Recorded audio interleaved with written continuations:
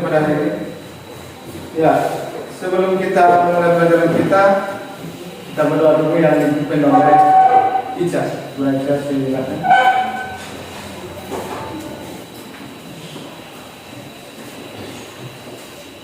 Baik semuanya, mari kita bersatu dalam doa. Tuhan Allah Bapa kami yang berkata dalam kerajaan surga, kami bersyukur buat kesempatan yang telah Kau berikan bagi kami semua hingga sampai saat ini. Sekarang kami akan memulai proses belajar mengajar kami. Sertailah kami, kiranya setiap apa yang kami pelajari dapat kami pahami dengan baik. Dalam nama Tuhan Yesus kami telah berdoa dan mengucap syukur. Amin. Ya, terima kasih. Selanjutnya kita buat kesepakatan kelas kita biar nanti terarah dan tertib. Yang pertama, selama mengikuti pelajaran hari ini, ikuti dengan baik dan keluar masuk dan juga menghargai pendapat teman. Itu saja kesepakatan kita, dan sekarang kita masuk pada materi berpikir komputasional. Materi ini ada pada mata pelajaran coding dan kecerdasan artifisial atau KKA. Ya, yang mana coding itu merupakan perintah dan instruksi yang kita berikan kepada komputer untuk melakukan sesuatu. Dan KA-nya adalah mesin yang dapat berpikir seperti manusia, yang seperti aplikasi-aplikasi, ChatGPT, Gemini, dan sebagainya. Ya, selanjutnya di sini materi kita berpikir komputasional. Pernah didengar sebelumnya? Pernah. Ya, ada yang bisa menyampaikan apa kira-kira pengertiannya? Ya, silakan Gisela. Baik, menurut saya berpikir komputasional adalah metode pemecahan masalah dengan menerapkan teknologi ilmu komputer atau informatika. Ya, terima kasih berhasil dan kepada Mbak Gisela.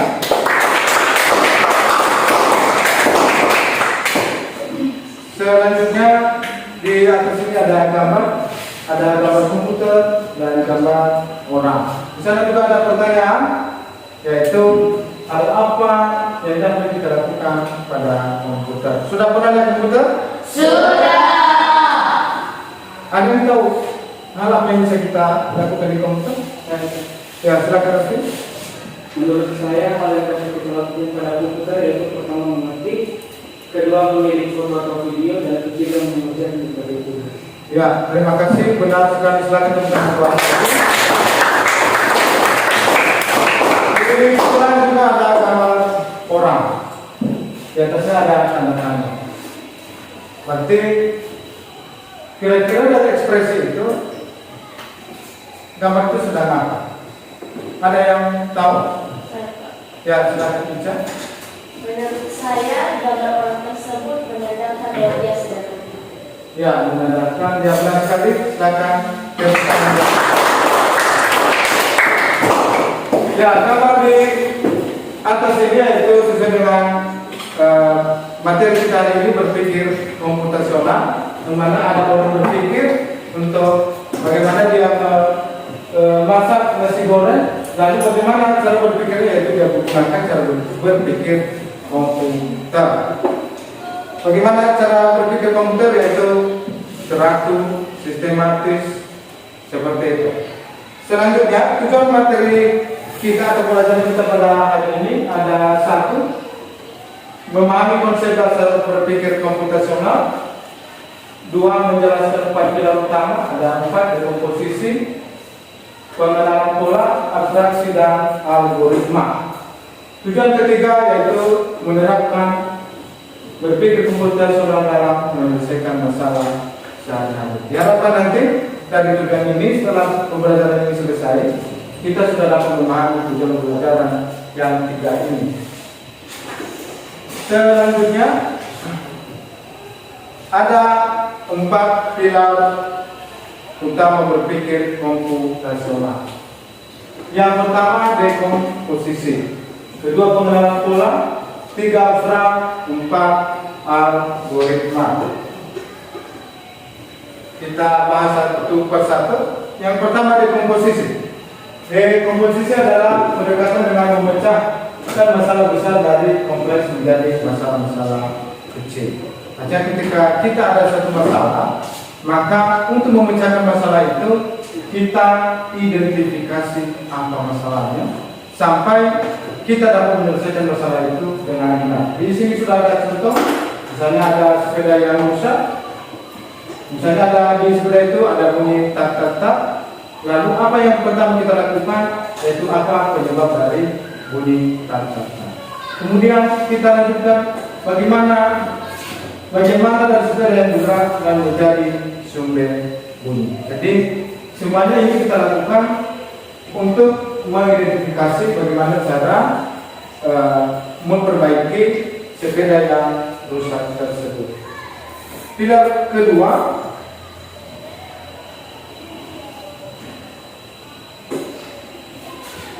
yaitu pengenalan pola. Pilar kedua dari berpikir komputasional yaitu pengenalan pola. Pengenalan pola adalah teknik pengenalan pola merupakan teknik yang mencoba untuk melihat kesamaan pola-pola atau seterusnya. Maksudnya ini, dan misalnya tadi ada sepeda yang rusak, jadi kita lihat pengenalan polanya, apakah hal ini pernah terjadi sebelumnya, pola yang sama. Saya pernah mengalami bunyi tadi, berarti ketika kita mengenal hal yang sama, maka dengan mudah kita tahu sumber kerusakannya. Itu pengenalan pola. Ketiga, abstraksi. Dari abstraksi ini adalah teknik untuk menemukan informasi yang penting dan informasi yang tidak relevan. Misalnya kan sudah tadi diidentifikasi dari dekomposisi, bisa saja di situ ada informasi yang tidak penting. Misalnya kan tadi karena ada masalah tadi karena ada pemitakan di sepedanya, hal apa informasi apa yang tidak penting di situ, yaitu misalnya tidak penting warna sepedanya, kan tidak ada hubungannya dengan kerusakan. Itu maksudnya abstraksi. Kita memilih informasi yang penting, yang relevan dan yang tidak. Keempat, algoritma. Algoritma adalah langkah-langkah yang kita lakukan. Tadi kita sudah temukan dekomposisinya, mengidentifikasi masalahnya, memecahkan masalahnya. Lalu sekarang kita buat langkah-langkah pertama yang kita lakukan. Kalau tadi misalnya sepeda rusak, langkah pertama apa yang kita lakukan untuk memperbaiki itu adalah algoritma. Ada contoh di sini dekomposisi. Misalnya ada masalah sekarang tentang membuat kopi. Nah, ini di dekomposisi dia pecahkan masalah-masalah yang harus dilakukan. Ada misalnya disiapkan air, kopi, gula, gelas, sendok. Itu dekomposisi. Selanjutnya ada fraksi. Ya, ada di sampingnya ada pengenalan pola. Ada pengenalan pola, contohnya di situ urutan membuat kopi selalu sama. Jadi kalau misalnya ada masalah, misalnya dia ada teman kalian yang disuruh minta buat kopi, jadi pertama disiapkan ini bahan-bahannya dan pasti ingat dulu bagaimana biasanya. Saya si Rahel bikin kopi biasanya ada pola yang sama. Pola yang sama apa yang dilakukan? Pasti pertama biasanya kalau Pak yang ini kopinya seperti ini. Jadi itu sudah terbiasa atau terulang. Selanjutnya abstraksi. Nah, seperti tadi memilih ya hal yang penting saja. Di sini misalnya ada diminta buat kopi, maka hal yang tidak relevan tidak perlu terlalu dipikirkan. Ada contohnya di situ. Fokus langkah membuat kopi, tidak berpikir merek kopi. Jangan buat kopi lalu hanya mereknya lupa. Jadi tidak penting. Yang penting kan ketika diminta buat kopi langsung saja buat kopi. Ya. Dan di sini ada algoritma langkah-langkah, yaitu bahan kopi, cara mendidik dan penyelesaian. Jadi itu 4 pilar berpikir komputasional.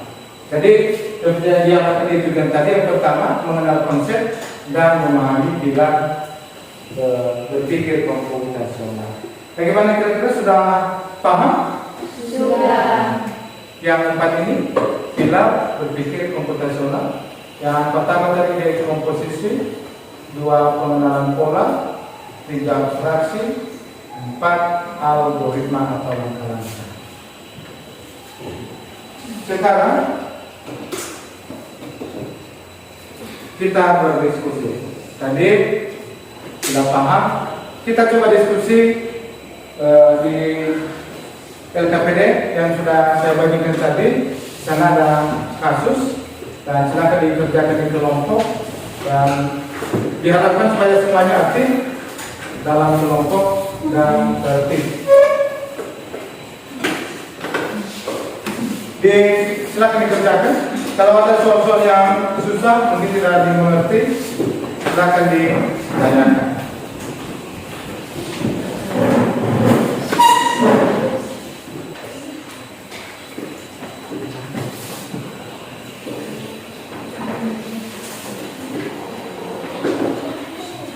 Gimana soalnya? Dari susah?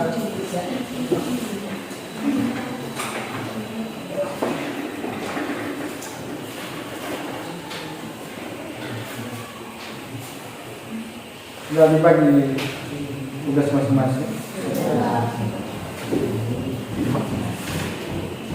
Ya, masing-masing di RKPD itu ada tugasnya, ada yang berupa kasus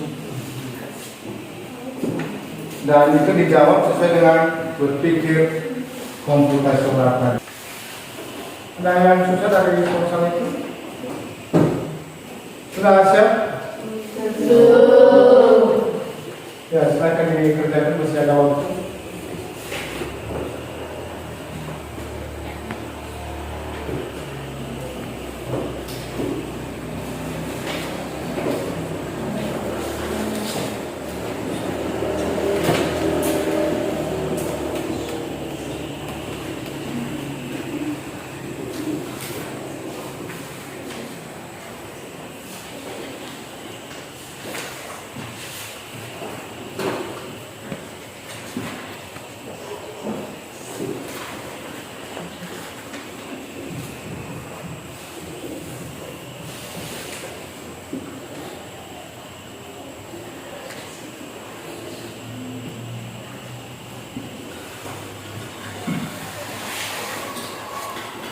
Gimana, sudah siap?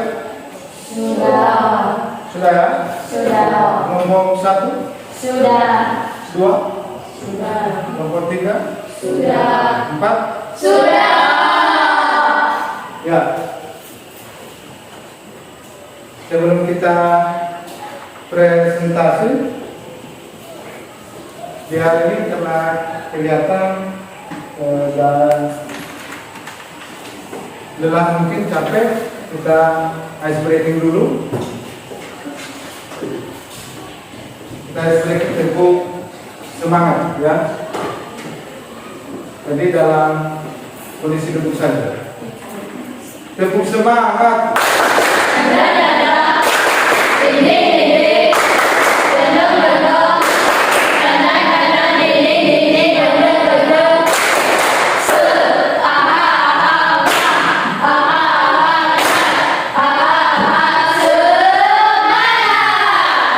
Ya, terima kasih.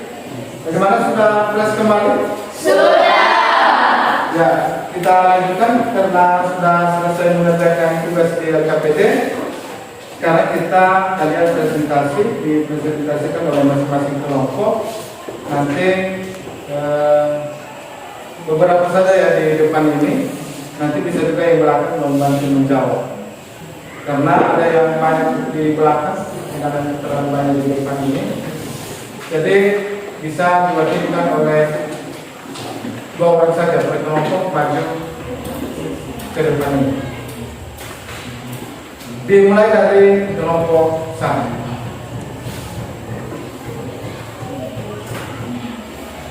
Ya, silakan kelompok 1. Silakan disampaikan hasil diskusinya, diwakilkan oleh 2 orang saja.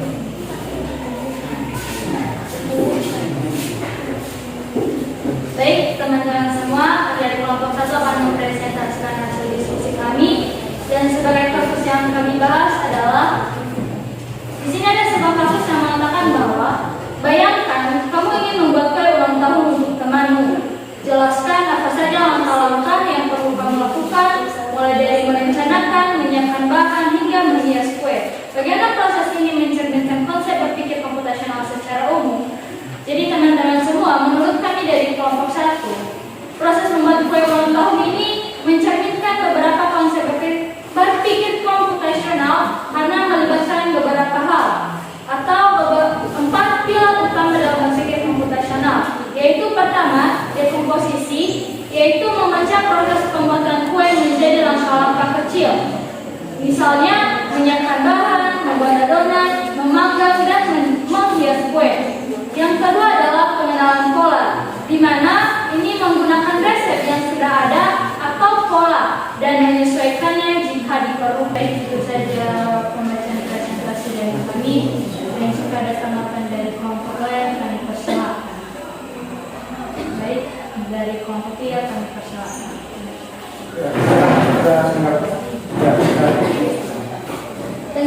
Tanggapan kami untuk kelompok 1 yaitu penjelasan yang diberikan oleh kelompok 1 sudah cukup jelas dan tepat dalam menghubungkan proses pembuatan kue dengan konsep berpikir komputasional.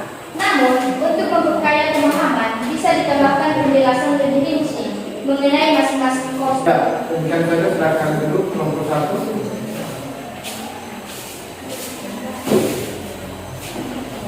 Ya, silakan kelompok 2. Sama hasil diskusinya.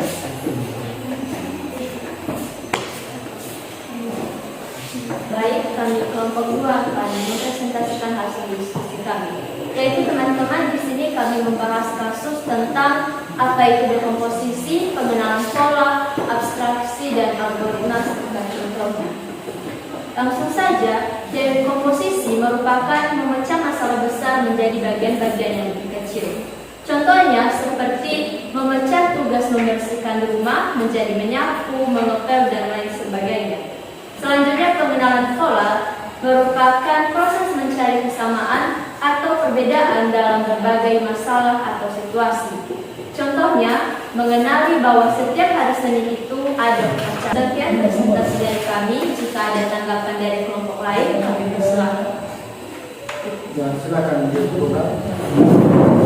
Baik, yang menjadi tanggapan kami dari kelompok 4 yaitu jawaban yang diberikan oleh kelompok 2 sudah cukup baik dan jelas dalam menjelaskan 4 konsep berpikir komputasional, yaitu dekomposisi, kedua pengenalan pola, ketiga abstraksi, dan keempat algoritma. Namun perlu adanya contoh yang lebih relevan dengan kehidupan sehari-hari. Ya. Jadi itu saran tadi dari kelompok 4.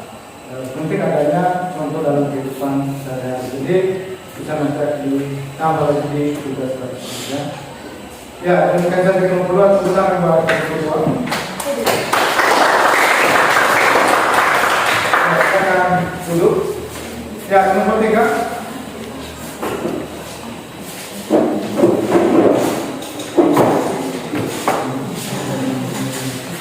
Baik, langsung saja kami akan mempresentasikan hasil diskusi kami.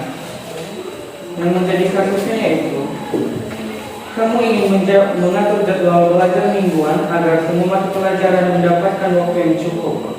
Bagaimana kamu bisa menggunakan prinsip-prinsip berpikir komputasional untuk membuat jadwal belajar yang efektif? Menurut kelompok kami, yang pertama dekomposisi. Yang menjadi dekomposisinya itu pertama menentukan mata pelajaran yang perlu dipelajari. Yang kedua pengenalan pola. Yang menjadi pengenalan polanya yaitu identifikasi pola belajar yang efektif. Baik, sekian saja hasil diskusi kami. Jika ada tanggapan dari kelompok lain, silakan. Pada kelompok Bapak Ibu perhatikan ada lain dan menulis dulu diperhatikan. Kami dan kelompok 2 penjelasan kelompok 3 yaitu jawaban kelompok 3 sudah menjelaskan bahwa pengenalan pola adalah mengenali pola atau kebiasaan belajar yang efektif. ditambahkan bahwa pola ini bisa berasal dari pengalaman sebelumnya atau dari data. Contoh tambahan, misalnya kelompok 3 mungkin menunjukkan bahwa kita belajar lebih cepat di pagi hari, jadi kita bisa mengalokasikan mata pelajaran yang sulit di pagi hari. Ya, demikian saja kelompok 3, silakan tepuk tangan buat kelompok 3. Ya, kelompok terakhir, kelompok 4, silakan dipresentasikan mewakilkan kelompok.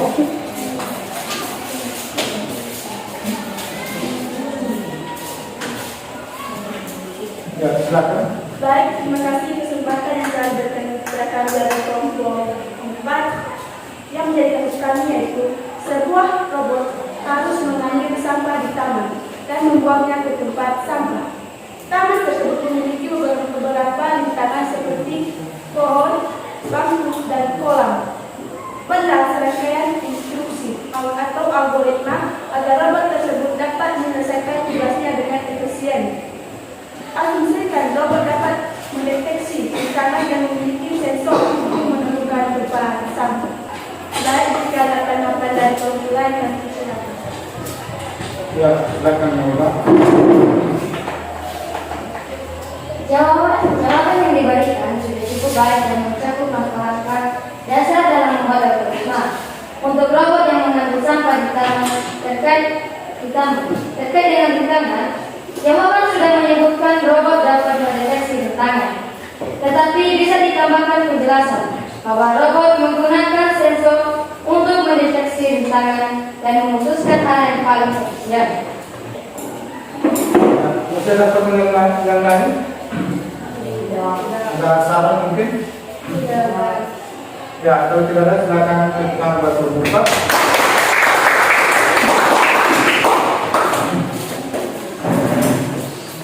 Baik, demikian tadi hasil presentasi kelompok semuanya sudah disampaikan dan semoga materi pada hari ini dapat dipahami dengan baik. Terlebih berpikir komputasional ini dapat diterapkan dalam kehidupan sehari-hari. Itu yang diharapkan. Dan ada kesimpulan pada kesimpulan kita di materi berpikir komputasional ini, yaitu berpikir komputasional adalah suatu pendekatan sistematis dan logis untuk memecahkan masalah yang terinspirasi dari ilmu komputer yang mencakup 4 teknik utama, yaitu dekomposisi, kedua pengenalan pola, abstraksi, dan algoritma. Itu inti dari materi kita pada hari ini. Kemudian setelah pembelajaran ini kita pelajari, bahas. Kira-kira mungkin ada yang mau disampaikan berupa refleksi seperti apa yang sudah didapatkan pada hari ini atau seperti apa perasaannya? Ada kira-kira? Ya, silakan si Rahel. Menurut saya refleksi hari ini, melalui pembelajaran berpikir komputasional ini, saya dapat memahami algoritma untuk saya terapkan dalam kehidupan sehari-hari, yaitu membuat langkah-langkah yang jelas dan terstruktur untuk menyelesaikan masalah, memastikan bahwa saya tidak melewatkan detail penting dan dapat mencapai solusi yang diinginkan. Ya, terima kasih. Tepuk tangan buat Bang. Ya, itu tadi salah satu refleksi Rahel dengan materi berpikir komputasional pada hari ini. Dia dapat menggunakan algoritma dalam kehidupan sehari-hari, yaitu setiap mungkin ada masalah, dia ada kegiatan yang dia lakukan, maka terlebih dahulu dia menyusun langkah-langkah. Demikian pembelajaran kita pada hari ini. Semoga bermanfaat, terutama dalam kehidupan kalian semuanya. Terima kasih. Selamat siang. Selamat siang.